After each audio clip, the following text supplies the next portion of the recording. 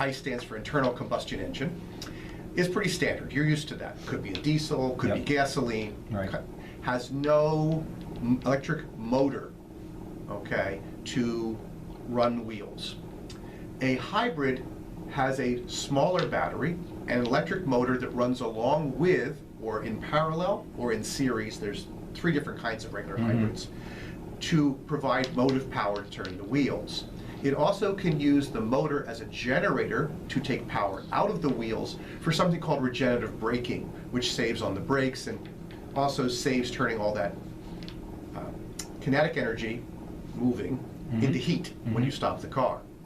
A plug-in hybrid has a larger battery and a plug. You plug it into the wall to charge it. You don't have to, it'll run off the gas motor, but it has a larger battery. It can generally do 20 or 30 miles, some down to 12, some up to 50. It varies. And basically, that's the next piece. And then from there, you have your full battery electric vehicle, which has no ICE engine. People often ask me, well, where do you put the oil and the gas in the car? And the answer is, I don't. There's no place to. So the far and away right now, the largest selling electric vehicle, or electrified vehicle, and watch that term, if they say electrified, that covers all of them, okay, is the Tesla Model 3, which so far year to date has sold just shy of 112,000 vehicles. Next on the list is the Toyota Prius Prime. This is just the plug-in hybrid version of the Toyota Prius, and it's at 15,700 approximately. So you can see it's an eighth, between an eighth and a tenth of the model. Then the Model X from Tesla at about 13,700. Then the Chevrolet Bolt. That's Bolt with a B, not to be confused with the Chevrolet Volt with a V, which was a plug-in hybrid, but it's no longer produced. You may find if you want a dealer lot somewhere, but they stopped producing it this year. The Chevy Bolt sold about 13,000 this year, and the Tesla Model S has sold about 10,300 this year. Right below that, because it's so close, the one everybody talks about is the Nissan Leaf, which is one of the older, but now gone through several iterations, electric car, and it's sold about 9,000 this year. Right, and there, by the way, just in general, there are 45 currently sold fully electric and plug-in electric vehicles sold in the U.S. 45 different ones. Different ones. Right, and that includes most makes. Right. Mitsubishi, Kia, BMW, Audi, Volkswagen, Chrysler, Ford, Chevrolet, Hyundai, Subaru, believe it or not now. Yep. They just came on board. Cadillac, so lots and lots. Yeah, Mini Cooper. I don't know if you listed that. I saw some electric. Mini Countryman, SE-PHEV, yes, most definitely. It has sold 437 this year. Okay. They're all on the list. And Volvo, I forgot Volvo. Yeah, Volvo, and Volvo is... Volvo is owned by a Chinese company called Geely, who produces fully electric cars in China and is about to start producing fully electric cars in Sweden. So there will be versions of the XC40 and the XC60 that will be available as plug-ins and as full electric versions. Yes, coming up next year. I mean, and the word on the street is that Volvo will eventually do away with ICE engines. And well, that's because in Europe, it's going to become a requirement. Europe's emissions requirements are much stricter than the U.S. So I understand current politics are making emissions requirements less strict in the U.S. going forward, but Europe is not. And realistically, in Europe, by the time we hit about 2025 to 2030, it will be almost impossible to sell an ICE car that will meet their requirements. So, as I said, I had a little test drive the other day. My friend John, who has a Model 3, I believe, out in Las Vegas, said you can't talk about you can't talk about Tesla specifically if you haven't experienced one. I hadn't even been in one, and the Ambler event was probably the closest I've gotten to an X. But I did go out there, and I shout out to Mike over there at Tesla of Devon. It's not a dealership. What do you call them? It's the delivery center and service center for the Philadelphia suburbs, if you will. There's another one in Cherry Hill and one opening up in Lawrenceville, New Jersey. He allowed me to drive a Tesla S in performance mode. There's different modes within the same car. We can talk about that. It was raining. I didn't want to get into it too much, but it is a whole new experience for all my motorheads out there, gearheads, who are resisting this change in this vehicle. I would encourage you to explore it. It really is the future. It really is a whole different experience. First thing he said to me is, your phone is your key. And already, mind blown from minute one. Your phone is your key. There is For a no Model 3, not for a Model S. For a Model S, you still have a key fob. What was I? Wait, did I drive a Model S? Yeah, it was a Model S, and he said well, maybe the 2020s or. Well, yeah, it's something they're talking about doing in the Model S. They haven't done it. To my knowledge, they haven't. I don't know if it's in the version 10 software. That's the other thing. Yeah. Let's go real fast. We'll handle your test drive first. Okay. The best way to explain an electric car to somebody who drives a gas car is, have you ever been on an electrically launched roller coaster? That's right. When you put your foot on the accelerator, the car moves faster than your foot pushes down the accelerator. Mm. There is zero delay. Okay, there's a few millisecond delay, but I'm sorry, my brain can't recognize that. No turbo lag for my motorheads out there. Not just turbo lag, no any lag. That's right. Because there is no getting the engine up to speed. There is no the transmission letting out the electronic clutch. Mm-hmm.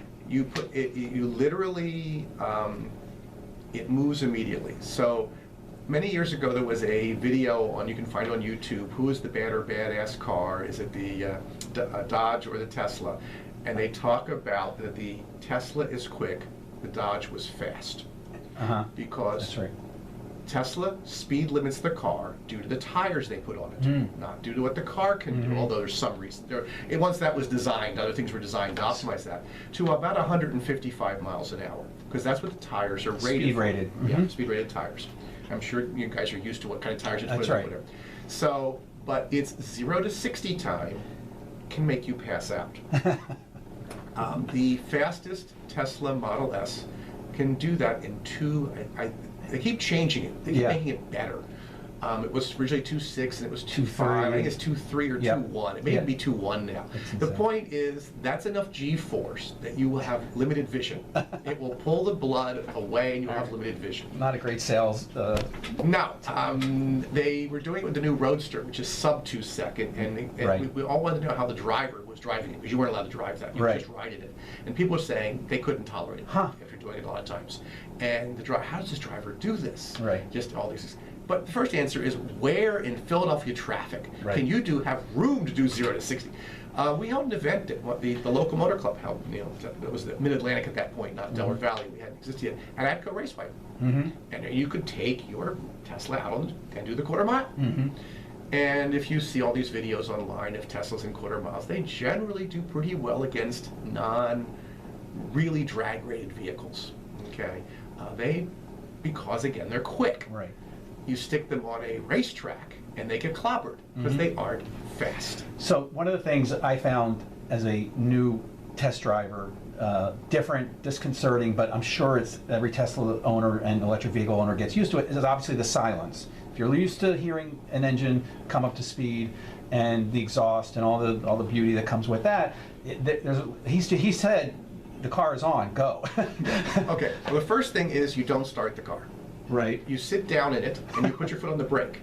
That turns the car on. Remember, the key is in your pocket, be it your phone, your key fob, or whatever. When you put your foot on the brake, the car turns on. But when you put it in drive, there's no change. There's no noise when the car turns on. There's no beep, there's no anything. The car just says. What happens is you'll notice that the dashboard changes style from a parked style to a driving style. When you put the car in gear, which is not really true because it's always in gear. There is no true neutral, okay? It's a fixed gear ratio. There is no clutch. There is no transmission. There's a speed reduction gear because electric motors spin anywhere, up to about 14,000 RPMs. And if your tires spun at 14,000 RPM, first off, they'd fly apart. And secondly, I don't want to think how fast you're going. So there's a speed reduction gear that makes things work. But there is road noise. Okay. That's it. And people will say the road noise in a Tesla is louder than the noise at road speed in a gas car. And the answer is it isn't. But because there's no other noise, it sounds louder to you. That's all you're hearing. That's all you're And the hearing. windshield wipers. On this particular day, it was the windshield wiper, but they don't even make noise. They make a little, every which A way. little bit of noise. So the other thing is that, and we have to take a break in about a minute, but there's also a deceleration when you take your foot off the gas. So if There's you have two modes. There's you have- what's called single pedal driving mode, which is regenerative braking mode, Right. or if you will, low regen mode, where when you take your foot off the gas, off the accelerator, it does not slow down. But yes, most of us who've driven these cars for a while really prefer one pedal driving mode, and you learn how to feather that pedal so that you can never have to take your foot off of it and hit the brake.